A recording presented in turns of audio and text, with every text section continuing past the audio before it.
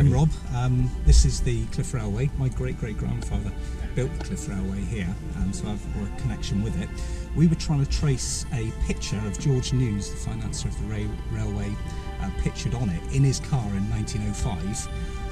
And from that we actually spoke to Practical Classics magazine to try and find out what the car was. And it's got out of hand since then. And now we've decided to put some cars on it today ahead of the new season, really. And it sounds like we're off. Yeah, we're off. Alright. Better give it a wave.